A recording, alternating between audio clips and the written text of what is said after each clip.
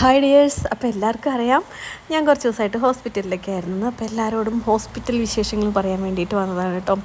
ഈ ഒരു ചുന്തിരിപ്പെണ്ണുള്ളതുകൊണ്ട് നമ്മുടെ ഹോസ്പിറ്റൽ ഡേയ്സ് ഒക്കെ അടിപൊളിയായി പോയിട്ടുണ്ടായിരുന്നു. ആദ്യം കുറച്ച് ടെൻഷനും കാര്യങ്ങളൊക്കെ ഉണ്ടായാലും നമ്മളിലെ ഇടയ്ക്കിടയ്ക്ക് കഞ്ഞി വാങ്ങാനും ചായ വാങ്ങാനും പോക്കാണ് കേട്ടോ ഇവിടുത്തെ ഏറ്റവും വലിയ പണി. പിന്നെ ഡോക്ടർ വന്ന് കണ്ടു. അപ്പോൾ കുറച്ച് ടെസ്റ്റുകളൊക്കെ ചെയ്തിട്ട് കുഴപ്പമില്ല, നോർമലാണെന്നുണ്ടെങ്കിൽ വീട്ടിൽ പൊക്കോളാൻ പറഞ്ഞിട്ടുണ്ടായിരുന്നു. അങ്ങനെ അത് കഴിഞ്ഞ് ഞങ്ങളിതാ വന്ന് കഴിക്കലൊക്കെ കഴിഞ്ഞിട്ട് പിന്നെ ഇതാ ബില്ലടയ്ക്കാനും മരുന്ന് വാങ്ങിക്കാനൊക്കെ വേണ്ടിയിട്ടുള്ള ഓട്ടപ്പാച്ചിലായിരുന്നു കേട്ടോ. പിന്നെ ഉണ്ടല്ലോ അച്ഛന് വയ്യാണ്ടായപ്പോൾ 4 മക്കളും ഒരുമിച്ച് എല്ലാ കാര്യത്തിനും കൂടെ ഉണ്ടായിരുന്നു. സത്യം പറഞ്ഞാൽ ഹോസ്പിറ്റൽ കേസ് ഇപ്പോൾ ശീലമായി കേട്ടോ. അച്ഛനല്ലെങ്കിൽ അമ്മയ്ക്ക് ആർക്കെങ്കിലുമൊക്കെ ആയിട്ട് എപ്പോഴും ഹോസ്പിറ്റൽ കേസാണ്.